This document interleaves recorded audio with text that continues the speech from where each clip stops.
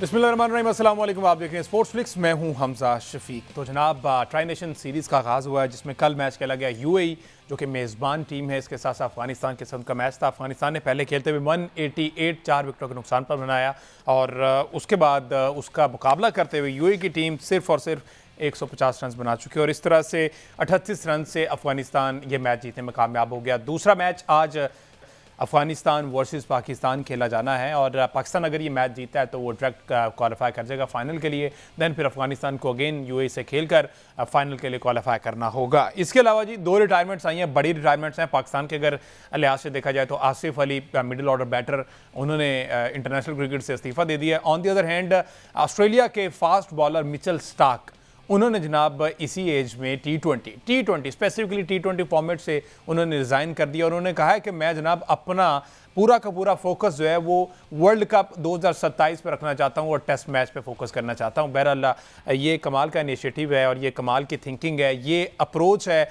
और ये होती हैं प्रायोरिटीज़। आपने अगर लंबी क्रिकेट खेलनी है तो आपको शॉर्टर फॉर्मेट को खैर बात कहना पड़ेगा। हालांकि अगर कोई और मुल्क होता है और किसी और मुल्क का प्लेयर होता तो उसका सारा का सारा फोकस जो है वो डेफिनेटली टी20 क्रिकेट पर होता। वो कहता जितनी मेरी पेस है मैं लंबा फॉर्मेट नहीं खेल सकता, मुझे 4 ओवर करवाएं, इस पेस का फ़ायदा उठाएं, टीम को जितवाएं और पैसे बनाएं। लेकिन मिचेल स्टार्क ने ये फैसला किया कि वो शॉर्टर फॉर्मेट छोड़ेंगे और लॉन्गर फॉर्मेट पर ज़्यादा फोकस करेंगे। बहरहाल पाकिस्तान की ज़रा बात करनी बॉलिंग डिपार्टमेंट पे, हमने कल के शो में बात नहीं की थी। रमीज़ राजा साहब भी कह रहे हैं कि पाकिस्तान टीम की बॉलिंग लाइनअप पर तशवीश है मुझे, और उन्होंने सुफियान मुकीम के वाले से, इब्रार के वाले से अपने यूट्यूब चैनल पर बात की है। इस पर भी हम बात करेंगे। इस सारी सूरत पर बात करते हैं। हमारे साथ मौजूद हैं senior sports analyst Ahmed Saeed साहब। अस्सलाम जी। अहमद, कल के मैच से ही आ जाते हैं, उसके बाद फिर हम पाकिस्तान मैच और देन फिर हम रिटायरमेंट और रमीज़ राजा साहब का स्टेटमेंट लेते हैं। कल अफगानिस्तान ने जनाब 20 ओवर्स में 188 रन बनाए जिसमें रहमानुल्लाह गुरबाज एक मरतबा फिर नाकाम दिखाई दिए, लेकिन सदीकुल अतल 54 रन की इनिंग्स, इब्राहिम ज़ादरान 63 रन की इनिंग्स और उसके बाद एंड पर आकर करीम जन्नत ने भी बड़ा अच्छा परफॉर्म किया है। तो ये जो सदीकुल अतल हैं, इन्होंने पाकिस्तान के खिलाफ भी मेरे ख्याल बड़े क्विक 20-21 रन शायद गालिबन बनाए उस मैच में भी। ये कहाँ का टैलेंट है, कब से इन्होंने ज्वाइन किया है और ये अचानक से आके इस तरह की। और अफगानी जो भी आ रहे हैं टॉप ऑर्डर की अगर बात करें तो क्या वो लीथल होते हैं, कोई अग्रेसिव होते हैं, आते ही जनाब लाठी चार्ज शुरू कर देते हैं? देखें, बिल्कुल बहुत मैच्योर इनिंग्स कल उन्होंने खेली सदीकुल्लाह अतल ने। और सदीकुल्लाह की अगर हम बात करें तो सबसे पहले जो इनका इमरजेंस हुआ था वो ओमान में जो इमर्जिंग एशिया कप हुआ था, जिसमें आपको याद होगा अब्दुल समद भी पाकिस्तानी टीम की जानिब से इमर्ज होकर उसमें सामने आए थे।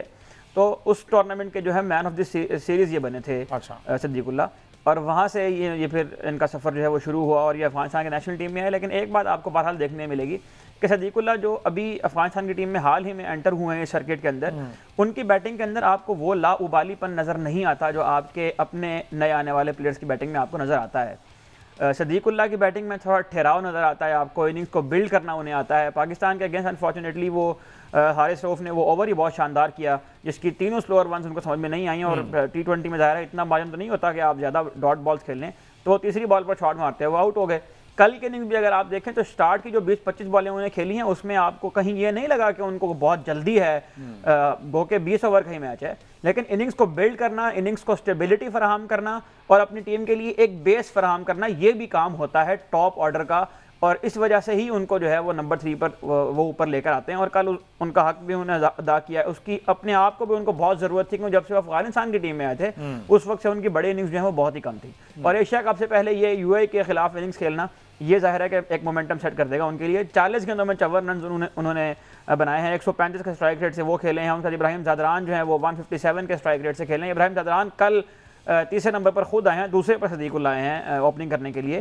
तो 2023 के वर्ल्ड कप में जब अफगानिस्तान की टीम ने पाकिस्तान को शिकस्त दे दी थी ओडीआई फॉर्मेट के अंदर भी, उस टूर्नामेंट के भी अगर आप देखें और जो 2024 का टी20 वर्ल्ड कप था उसमें भी अगर आप देखें तो आपको ज़्यादा चंक्स ऑफ रन जो मिलते हैं वो इन 2 प्लेयर की जानिब से, रहमानुल्लाह गुरबाज और इब्राहिम ज़ादरान की जानिब से मिलते हैं अफगानिस्तान के अंदर। तो एक ऐसे बैटर की उनको ज़रूरत थी कि जो आए और टॉप से उनको स्टेबिलिटी फराहम करे। कल गो के रहमानुल्लाह गुरबाज शुरू में ही आउट हो गए, लेकिन उस कमी को महसूस नहीं हो दिया सदीकुल्लाह ने और इब्राहिम ज़ादरान ने। और उन्होंने मतलब 8-9 ओवर जो अगर आप पहले देखें तो उसमें तो ऑलमोस्ट 6.57 का रन रेट था।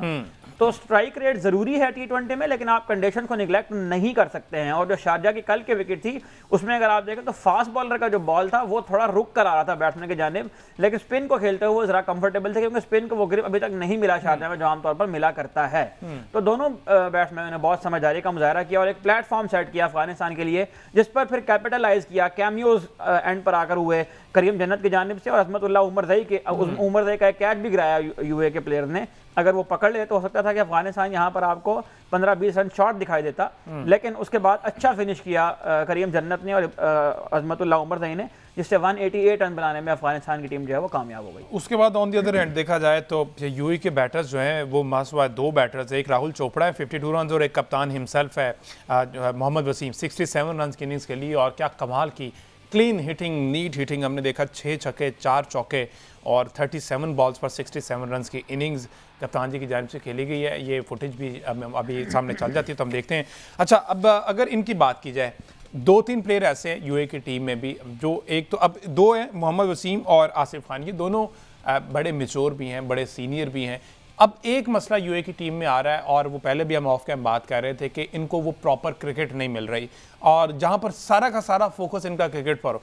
जितना टैलेंट इन लोगों में है, अगर इनको कंप्लीटली क्रिकेट ही खेलने दी जाए तो शायद ये बड़ी बड़ी टीमों को भी हरा सके। कल भी बड़ा क्लोज मैच गया, एक टाइम पे ऐसा लग रहा था कि यूए की टीम जो है ये मैच लेके जा सकती है। देखें, अगर आप स्कोर कार्ड को ध्यान से देखें तो इस पर 2 बड़ी बारियां लगी हुई हैं यूए की।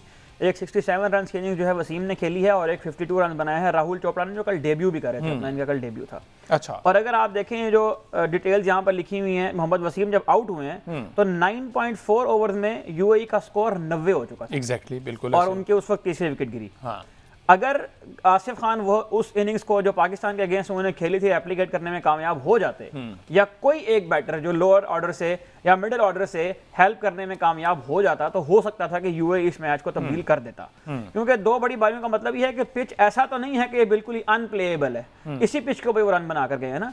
और उसने तो राशिद खान के अगेंस्ट भी मोहम्मद वसीम ने जो है वो 6 लगाए हैं, उनके खिलाफ भी उन्होंने स्ट्राइक्स की हैं। और राशिद खान जो है प्रीमियम स्पिन बॉलर हैं अफगानिस्तान के। तो इसका मतलब यह है कि पिच में कहीं ना कहीं हेल्प तो मौजूद थी। जो फैक्टर आपको नजर आएगा इन दोनों टीमों में वो वही है जिसकी निशानदेही आपने कर दी है कि एक्सपीरियंस की हमें बहुत शदीद कमी नजर आती है।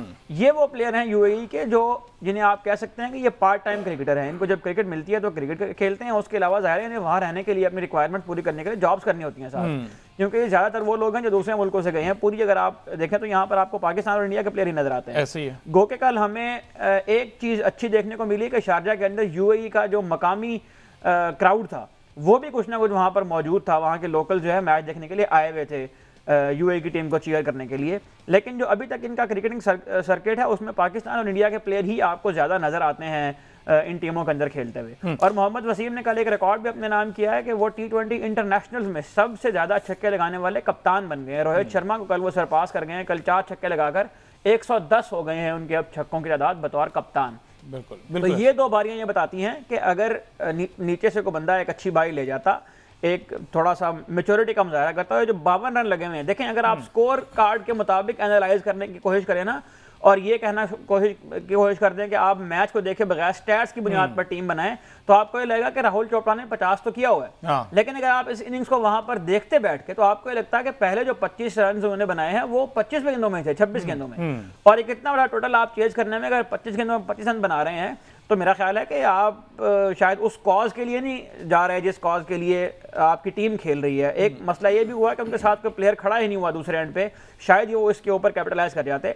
लेकिन बात यह है कि T20 एक ऐसा गेम है कि जिसके अंदर स्टैट्स और नंबर्स, ये फ्लरी इनकी आती है, बहुत ज्यादा नंबर्स आते हैं, बहुत ज्यादा स्टैट्स आते हैं। तो हमारे यहाँ जो रिवाज है ना कि स्टैट्स की बुनियाद पर टीम बना लें और कागज उठाकर देखें कि किस बंदे ने, ये भी देखना होता है कि किस पिच पर बनाया है, किस बॉलिंग पोजीशन के अगेंस्ट बनाया है और मैच की किस कंडीशन में आकर बनाया है। उसका स्ट्राइक रेट अगर मैच की कंडीशन के मुताबिक नहीं था और उस स्ट्राइक रेट ने टीम को हरवा दिया है तो वो स्ट्राइक रेट तो किसी काम का नहीं है। उसकी एवरेज ने अगर पाकिस्तान की टीम को टीम कॉज के लिए हेल्प नहीं की है, लेकिन वो पेज के ऊपर तो लिखा हुआ आएगा ना कि इसके T20 इतने छक्के हैं, इतने इसका स्ट्राइक रेट है, इतने इसके नंबर्स हैं, लेकिन अगर वो जितवा ही नहीं रहे हैं तो फिर वो किस काम के। लेकिन वो रैंकिंग में ऊपर नीचे हो जाएंगे। बहरहाल लिहाजा के रैंकिंग में बात, एक ब्रेक लेना जी, ब्रेक के बाद वापस आते हैं, जरा राशिद खान की बॉलिंग करते हैं क्योंकि राशिद खान की बॉलिंग बहुत मैटर कर रही है। राशिद विद द बैट और विद द बॉल, और दोनों मैचेस में he was leading from the front. हमने देखा ग्राउंड में बड़े एक्टिव नजर आए और फील्ड सिलेक्शन, उसके बाद बॉलर्स का यूज़ बड़ा कमाल का है। राशिद की अपनी बॉलिंग भी हम देखेंगे, 4 ओवर्स करवाए, 21 रन दिए, 3 खिलाड़ियों को आउट किया, क्योंकि आज अफगानिस्तान वर्सेस पाकिस्तान मैच है, तो इसमें राशिद बड़े क्रूशल रोल प्ले कर सकते हैं। एक ब्रेक के बाद स्टे विद अस।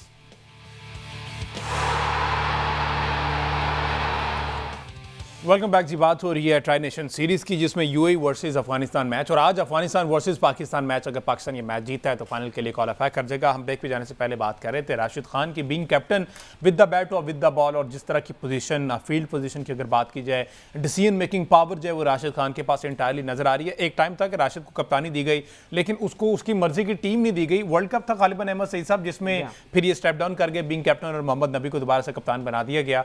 तो अब ऐसा लग रहा है कि राशिद की पसंदीदा टीम है, पसंद की टीम है, मेंबर सारे पूरे हैं, उनको पता है किस बॉलर को किस जगह यूज कराएं। तो पहले अगर हम राशिद की अपनी बॉलिंग की बात कर लें, एमएसए साहब कल 4 ओवर करवाए, 21 रन दिए, 3 खिलाड़ियों को आउट किया और 5.25 के इनका इकॉनमी रेट था। राशिद की बॉलिंग पहले देख लेते हैं जी, अगर बॉलिंग हमारे पास पड़ी है तो दिखाइएगा कि किस तरह से उन्होंने 3 बैटर को चलता किया है, और बड़े उस जगह पर ज़रूरत थी उस पर फर्दर भी। अच्छा, अभी आ जाते हमारे पास फुटेज, ग्रिप मिल रहा था अहमद सईद, कल हमने देखा, कल माइनर फैक्टर था, ड्यू फैक्टर अगर आप कह सकते हैं, थोड़ा बहुत नजर आया हमें, लेकिन अभी तक उतना ग्रिप और उतना वो होल्ड स्पिनर्स का नहीं इस सीरीज में दिखाई दे रहा, ट्राई नेशन सीरीज में, जितना यूजुअली शारजा में हुआ करता।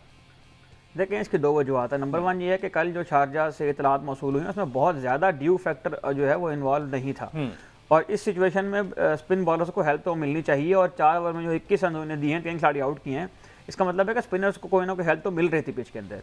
लेकिन प्रॉब्लम ये हो रही थी कि बहुत ज़्यादा हब्स थी क्योंकि वहाँ पर, जिसकी वजह से पसीना बहुत ज़्यादा आ रहा था, हाथ जो है वो गीले हो रहे थे, और बार बार वो साफ़ करने पड़े थे हाथ भी, और बॉल को भी उससे ज़ाहिर है कि नुकसान पहुँच रहा है। तो कोशिश ये होती है कि हर बॉल के बाद, नया बॉल करवाने से पहले, गीले हाथ में बॉल लेने से पहले उसको साफ़ किया जाए, उसको ड्राई किया जाए, ताकि बॉल को उसकी जो है वो हेल्प मिले। अब प्रॉब्लम ये हुई कि जो यूएई के बैटर से वो अब उनकी गुगली को समझने में नाकाम रहे हैं। जो बॉल रिलीज़ होता है हाथ से उसको देखने में मेरा ख्याल है कि वो नाकाम रहे हैं, जिसकी बड़ी वजह जो हमें एग्जांपल नजर आती है वो आसिफ खान के विकेट नजर आती है। एक ऐसा बॉल जिस पे उन्होंने गुगली करवाई राशिद खान ने, उसको वो कवर की तरफ खेलने के लिए चले गए, और वो बहुत बड़ा गैप जाया उनका बना, और वो बोल्ड हो गए। तो नज़र ये आता है कि जो लैक ऑफ एक्सपीरियंस का फैक्टर था यूएई की बैटिंग लाइन में, उसको ही कहीं ना कहीं एक्सप्लॉइट किया है राशिद खान ने। अब राशिद खान के बारे में ये तो बताने की जरूरत नहीं है कि वो T20 क्रिकेट में कितना बड़ा नाम है, बहुत बड़ा उनके पास एक्सपीरियंस है, दुनिया में हर जगह वो खेले हैं। बैटिंग पिच के ऊपर वो अच्छी बॉल कर देते हैं, बॉलिंग पिच के ऊपर वो आकर अच्छी बॉल कर देते हैं, स्पिन विकेटों के ऊपर तो उनके उसको जादू को जो है वो 4 चांद लग जाते हैं। और अगर हम शारजा की बात करें तो शारजा में बहुत अनबिलीवेबल किस्म के स्टैट्स आपको उनके देखने में नजर आते हैं। T20 क्रिकेट की अगर हम बात करें तो 16 मैचेस जो शारजा में उन्होंने खेले हैं, उनमें उन्होंने हर 11 रन के बाद 1 विकेट हासिल की है। 61.2 ओवर्स उन्होंने करवाए हैं, जिसमें 341 रन उन्होंने कंसीड किए हैं, और 31 खिलाड़ी वो आउट कर चुके हैं शारजा में खेले गए मैचेस में, जबकि उनका स्ट्राइक रेट सिर्फ 11 का है, बॉलिंग स्ट्राइक रेट, और उनका जो इकॉनमी है शारजा में इतने मैच खेलने के बाद वो लेस देन 6 है, जो कि एक बहुत ही ज़्यादा हैरान कौन बात होती है कि इस दौर में भी ऐसे बॉलर पाए जाते हैं कि जो किसी ट्रैक के ऊपर लेस देन 6 के साथ इतने मैच खेल गए हैं। तो राशिद खान एक सीजन बॉलर है, और पाकिस्तान के अगेंस्ट भी अगर मैं बात करूं तो जो जिस बात की मैं दाद देना चाहता हूं सलमान अली आगा की, उन्होंने उस बॉलर के अगेंस्ट चार्ज किया जिस बॉलर पे अफगानिस्तान की टीम ये नहीं सोच सकती थी कि इसको आगे 2 छक्के लगा जाएंगे। वसीम ने कल एक छक्का हालांकि लगाया और एक मैसेज दिया राशिद खान को कि हम जो है इस मैच को जीतने के लिए जा रहे हैं, लेकिन उनकी जो टीम थी वो अपने एक्सपीरियंस ना होने की वजह से और अपनी बैटिंग में डेप्थ ना होने की वजह से उस टोटल को जो है वो अचीव नहीं कर पाई है। तो राशिद खान नो डाउट बहुत बड़ा नाम है, बहुत ही शानदार स्पेल उन्होंने करवाया है, और हम उम्मीद करते हैं कि पाकिस्तान के खिलाफ वो आज राहत हल्का रखेंगे। अच्छा बहरहाल, अब 2 मैचेस अफगानिस्तान खेल गया है और 2 मैचेस पाकिस्तान ने खेले हैं। अगर स्पेसिफिकली स्पिन डिपार्टमेंट का कंपैरिजन किया जाए तो आपको अपर हैंड किसका लग रहा है, अफगानिस्तान का या फिर पाकिस्तान के स्पिनर्स का? देखें, अभी तक एक नाम पाकिस्तान की टीम में ऐसा है कि जिसके बारे में मैं कहूंगा कि शायद वो प्लेयर इस वक्त पाकिस्तान को जो है वो रास आ रहा है, और वो मोहम्मद नवाज है, जो कम बैक करने के बाद टीम में वापस आए हैं और बहुत फॉर्चुनेट हैं, वो बहुत लकी हैं कि उनको कंडीशंस जो है वो उस तरह की मिल गई हैं जहां पर वो हमेशा अच्छी बॉलिंग करते हैं। मोहम्मद नवाज के भी अगर हम शारजा में बात करें तो उन्होंने 6 मैचेस खेले हैं, और उन्होंने भी 14.25 का उनका स्ट्राइक रेट है, जबकि 12.38 की उनकी बॉलिंग एवरेज, यानी हर 12 रन के बाद मोहम्मद नवाज शारजा में विकेट ले रहे हैं। इनका भी इकॉनमी रेट जो है वो 5.21 है शारजा की अगर हम बात करें, और दुबई की बात करें तो वहां पर भी इनका इकॉनमी रेट लेस देन 6 है, 5.9 का इकॉनमी रेट है 6 मैच खेलने के बाद। तो यूएई में जो 12 मैच उन्हें दुबई और शारजा में खेले हैं मोहम्मद नवाज, वहां पर मोहम्मद नवाज आपको एक थ्रेट नजर आते हैं, क्योंकि इन मैचेस में वो इंडिया के अगेंस्ट भी खेले, श्रीलंका के अगेंस्ट भी खेले, अफगानिस्तान के अगेंस्ट भी खेले। इंडिया के खिलाफ उन्होंने एक बहुत अच्छी इनिंग्स बैटिंग में भी खेल दी थी, जिसमें उन्होंने 18 गेंदों पर 42 रन बनाए थे, जो उनका हाईएस्ट रन है यूएई के अंदर। और जो मतलब ये नंबर बताने की वजह ये है कि ये जो इस तरह के बॉलर होते हैं, Mohammad Nawaz type orthodox off spinner, उनको यहाँ की कंडीशन जो है वो सूट करती हैं। तो मोहम्मद नवाज पाकिस्तान की टीम में एक ऐसा नाम हमें नजर आ रहा है कि जो हमें उसके साथ सुफियान मुकीम को भी अगर हम देखें, पहले मैच में बहुत अच्छी बॉलिंग की उन्होंने अफगानिस्तान के अगेंस्ट, दूसरे मैच में एक ओवर उनका खराब हुआ।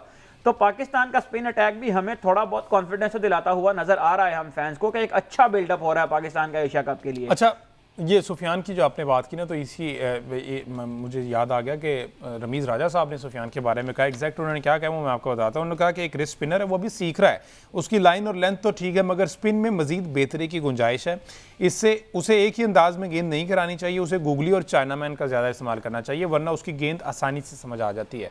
तो ये क्या ख्याल है, सही टिप दिए हैं रमीज़ राजा साहब की जानिब से कि वो वाकई अभी से इतने प्रिडिक्टेबल हो गए हैं सुफियान के, उनको खेलना मसला नहीं होगा जब तक वो ये दो चीज़ें ऐड नहीं करेंगे, गूगली या फिर चाइनामैन? देखिए, प्रिडिक्टेबल तो बंदा तब हो ना जब उसका एक्सपोजर इतना ज़्यादा हो गया हो कि उसको हर टीम ने, हर प्लेयर ने 7-7, 8-8 बार खेल लिया हो। मेरा ख्याल है एशिया कप में जिन टीमों के साथ खेलने जा रहे हैं उनमें से इंडिया तो उनको पहली बार खेलेगा, ओमान की टीम भी उनको पहली बार खेलेगी, यूएई के खिलाफ भी वो पहली बार अभी मैच खेले हैं। लेकिन आजकल तो वीडियोस की बेस पे जो है ना, वो player by player videos play करके उनके स्ट्रेटजी बना लेते हैं। वीडियो देखकर टेक्निक का पता चल जाता है, लेकिन उसकी प्रैक्टिस तो करनी होती है ना ग्राउंड जाके। उसकी प्रैक्टिस तभी होती है जब आपके साथ वो प्लेयर एक्सपोज हो। अक्सर ऐसा होता है कि हसन अली का कैरियर इसकी बहुत उम्दा मिसाल है कि हसन अली जब कैरियर के आगाज में आए थे तो आपको याद है कि वो हसन अली मतलब आईसीसी रैंकिंग्स के अंदर भी टॉप 10 में आ जाते थे। हसन अली हर मैच में जो है वो आउट भी कर जाते थे, Asia cup man of tournament भी हो गए। लेकिन जब उनको प्लेयर्स ने खेल लिया, जब वो दुनिया भर की लीग में भी जाकर वो एक्सपोज, सुफियान का मामला ये है कि सुफियान अभी उस तरह से लीग्स भी नहीं खेलते हैं, पीएसएल के अलावा किसी और लीग में हमें वो अभी तक नजर नहीं आए हैं। तो अभी बहुत ज्यादा तो प्रेडिक्टेबल वाला मामला इसलिए नहीं है कि इतना एक्सपोजर ही नहीं है। बाकी जहां तक उनकी जो वेरिएशन है इस्तेमाल करने वाली, वो बात इसलिए भी जरूर मालूम होती है कि कंडीशंस के अकॉर्डिंग ये चीजें करनी पड़ती हैं बॉलर को। अगर आप एक ही तरह की बॉलिंग करी जाएंगे तो उसमें जाहिर है आपको फिर मार पड़ने का अंदेशा है।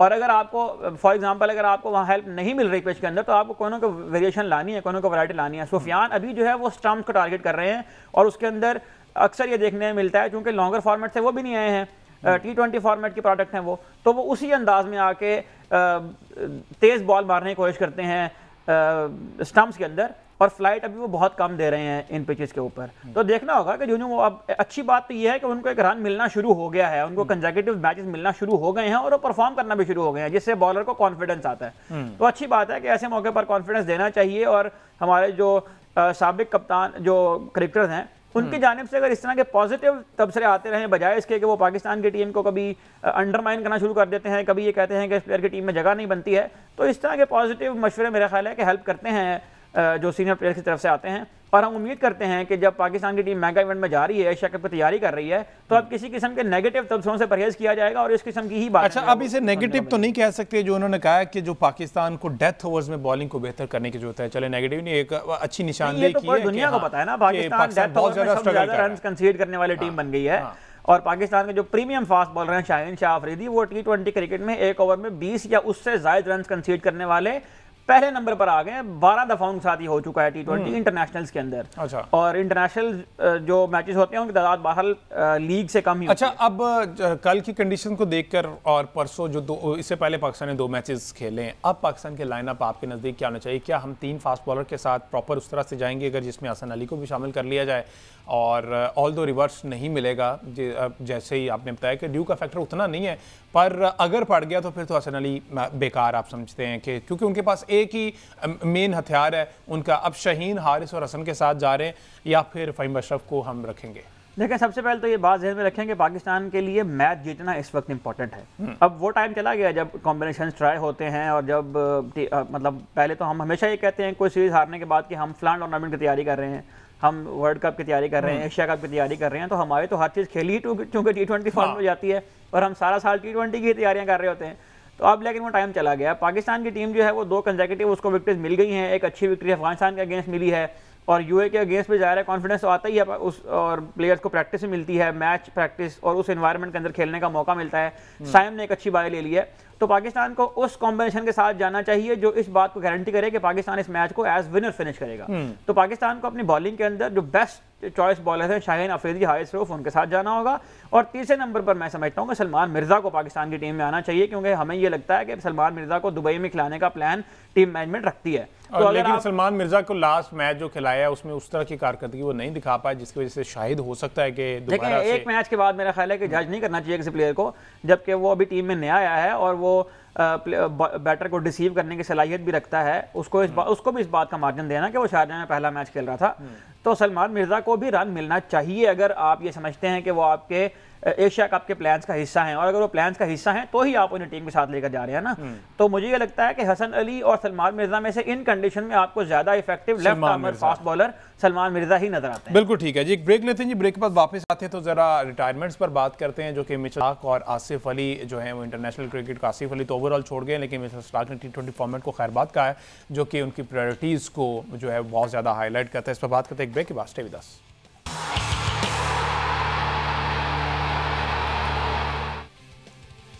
वेलकम बैक जी। बात हो रही थी ट्राई नेशन सीरीज के हवाले से, और जहां पर अफगानिस्तान का नाम होगा वहां पर हमें आसिफ अली का नाम कहीं ना कहीं जरूर याद आएगा। और कल तो करीम जन्नत ने जनाब 20-21 रन की इनिंग्स खेली है, और उसमें फिर मीनवाइल आसिफ अली का जो रिज़ाइन भी सामने आ गया। तो आसिफ अली ने रिटायरमेंट का ऐलान कर दिया इंटरनेशनल क्रिकेट से, और उन्होंने एग्जैक्ट जो कहा है वो मैं बता देता हूँ। जो उन्होंने पोस्ट शेयर की है, अगर हमारे पोस्ट भी है तो वो भी ज़रा दिखा दें। आसिफ अली का कहता है, मेरे मद्दाहों, साथी, खिलाड़ियों और कोचेज़ का शुक्रिया जिन्होंने हर अच्छे बुरे वक्त में मेरी हौसला अफजाई की, और साथ ही साथ उन्होंने कहा कि अपने अहल खाना और दोस्तों का भी कुछ शुक्रगुजार हूँ। उन्होंने भी मेरा साथ दिया, और ख़ासतौर पर वर्ल्ड कप के दौरान मेरी प्यारी बेटी की वफ़ात जैसे वक्तों में भी मुझे संभाले रखा। तो इस तरह का एक ज़रा सेंटी सा जो है वो एक फेयरवेल नोट जो है वो आसिफ अली ने रखा है। आसिफ अली ने 21 एक रोज़ा और 58 T20 इंटरनेशनल में पाकिस्तान के नुमाइंदगी। उन्होंने पाकिस्तान के लिए आखिरी इंटरनेशनल मैच 2023 में खेला था, और 2025 सितंबर 2025 को उन्होंने रिज़ाइन कर दिया। तो अहमद सईद साहब, क्या वैसे आसिफ अली के स्टैट्स रहे हैं?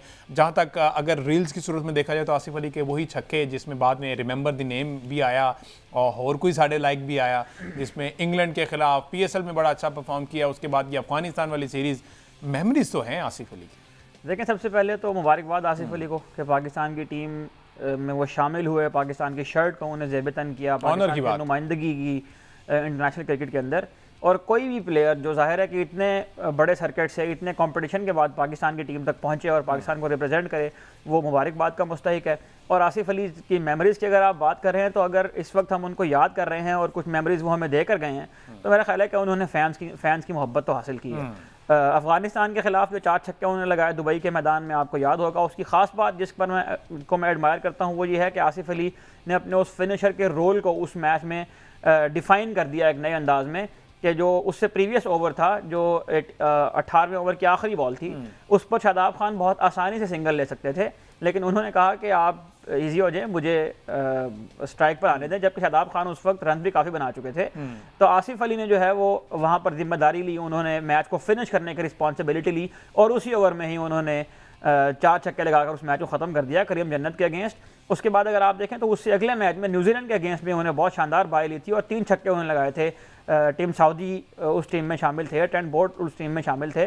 तो न्यूजीलैंड का जो first choice fast bowling pace attack था, उसके अगेंस्ट उन्होंने जाकर वहाँ पर चार्ज किया था, और वो एक अच्छी कैंपेन थी उनके लिए। उसके बाद अगर आप देखें एशिया कप में भी जो इंडिया के खिलाफ मैच हुआ था, जिसमें उन्होंने भुवनेश्वर कुमार को एक छक्का लगाया था, और पाकिस्तान उस मैच में भी कामयाबी हासिल करने में कामयाब हुआ था। फिर नसीम शाह ने जिस मैच में 2 छक्के लगाकर मैच फिनिश किया था, उस मैच को भी अगर आप देखें तो पाकिस्तान की टीम एक फेज़ ऐसा आया था कि जब रिक्वायर्ड रेट जो है वो 7.5 और 8 तक चला गया था, वहाँ पर आसिफ अली ने राशिद खान की बॉल पर एक छक्का लगाया था, और पाकिस्तान की जो रन रेट्स वाले मसाइल थे, उनकी 2-3 बाउंड्रीज़ की वजह से वो वाला मैच अनफॉर्चुनेटली वो फिनिश करने में तो कामयाब नहीं हुए, लेकिन उस मैच को फिर इवेंचुअली नसीम शाह ने फिनिश किया। तो ये अच्छी कुछ मेमोरीज़ हैं जो वो छोड़ कर जा रहे हैं। और पाकिस्तान की जानिब से अगर देखें तो 21 ODI मैच उन्होंने खेले हैं, 382 रन बनाए हैं। 21 ODI मैच में भी उनका स्ट्राइक रेट जो है वो 121 का रहा है। 58 T20 मैचेस हैं पाकिस्तान के लिए, जिसमें 577 रन हैं, और इनके अगर हम स्ट्राइक रेट की बात करें तो 133 का स्ट्राइक रेट इनका पाकिस्तान के रहा है, जबकि ओवरऑल T20 जो इनके मैचेस की तादाद 300 से ज़ायद है, उनमें आसिफ अली का स्ट्राइक रेट 147 और 4737 रन वो बना चुके हैं T20 क्रिकेट में।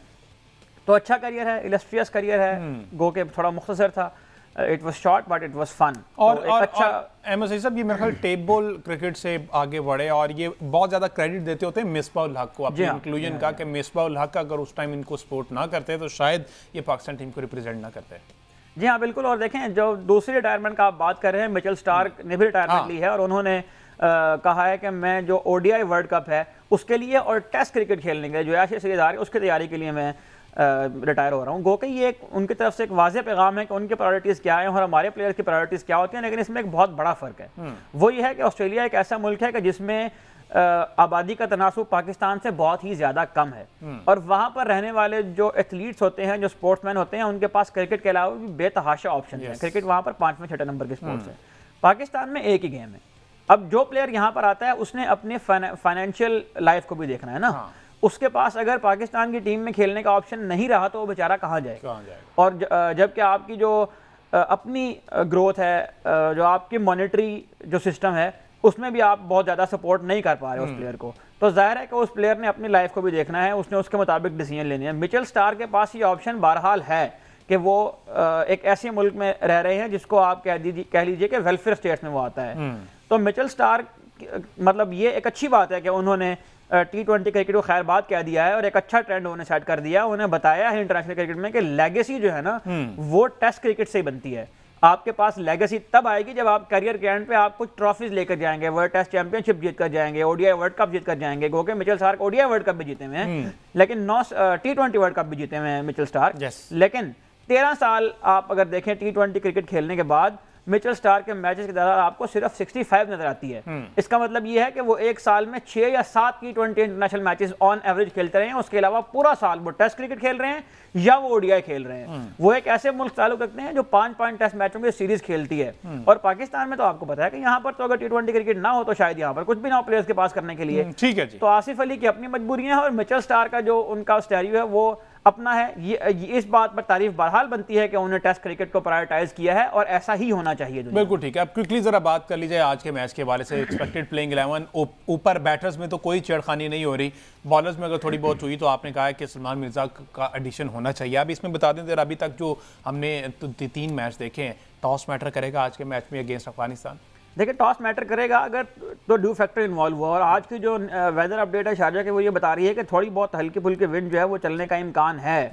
जो जनूब मशरिकी हवाएं जो हम वेदर की खबरों में सुनते हैं, जनूब मशरिकी हवाएं जो हैं वो हल्की फुल्की चलती हुई हमें दिखाई देंगी, तो वहाँ पर ड्यू आने का इम्कान जरा कम है। अच्छा, तो ड्यू जब नहीं आएगी तो फिर मेरा ख्याल है कि टॉस जीतकर पाकिस्तान पहले बैटिंग करना ही प्रेफर करेगा, जो कि पिछले 2 मैचों में उन्होंने किया है। और उस सूरत में भी जब पाकिस्तान के टॉप ऑर्डर में से प्लेयर कुछ ना कुछ रन बनाना शुरू हो गए हैं, सेकंड इनिंग में तो हर सूरत ड्यू आएगा, क्योंकि हल्का फुल्का ड्यू तो फिर भी पड़ जाता है। देखें जब हवा चलती है ना तो फिर ड्यू नहीं आता होता, और अगर हल्की फुल्की हवा भी जारी रही तो हो सकता है कि ड्यू फैक्टर बहुत कम देखने को मिले। और शारजा की ये जो पिच जहां पर अभी मैचेस हो रहे हैं ये उस तरह की पिच नहीं है जिस तरह के कल के मैच के बाद भी एक्सपर्ट्स ने ये बताया था कि जो शारजा की ये वाली पिच जहां पर अब मैचेस हो रहे हैं ये यूजुअल शारजा की पिच नहीं है, जहां पर स्पिनर जो है वो बिल्कुल रन थ्रू कर जाते थे और 10-10, 12-12, 14-14 ओवर का एक्सपेल लग जाता था स्पिनर्स का। तो यहाँ पर कहीं ना कहीं बैट्समैन के लिए भी हेल्प मौजूद है। और शारजा में बहुत अनयूजुअल है कि 2-3 मैचों में कंसेक्यूटिव आपको 180 प्लस स्कोर देखने को मिल रहे हैं। तो पाकिस्तान को इन हालात के अंदर टॉस जीतकर बैटिंग करना ही सूट करेगा। और पाकिस्तान के बैटर्स के लिए भी ये ठीक है कि उनको कुछ मोमेंटम मिला हुआ है तो वो आकर उसके ऊपर जो है वो कैरी ऑन कर सकते हैं, कैपिटलाइज कर सकते हैं उसके ऊपर। बिल्कुल ठीक है। लेट्स सी रात 8 बजे पाकिस्तान वर्सेस अफगानिस्तान। टॉस जीतकर पाकिस्तान अभी वेदर कंडीशन को देखते हुए, विकेट की सूरत को देखते हुए अभी तक तो यही लग रहा है कि पाकिस्तान के जो कप्तान सलमान अली आगा हैं वो पहले बैटिंग करेंगे और बाद में फिर जो है उसको डिफेंड करेंगे जितना भी टोटल है। और डेफिनेटली टोटल जो है वो पूरी उम्मीद है कि 180, 85, 200 तक जाने में, जो कि यूजुअली ऐसा हुआ नहीं करता था, लेकिन अब कुछ कंडीशंस बदली हैं क्योंकि ये वो रवायती विकेट नहीं है। लेट्स सी इसमें क्या बनता है। कल के शो में इस पर फर्दर हम बात भी करेंगे। मुझे दीजिए इजाज़त। अल्लाह हाफ़िज़।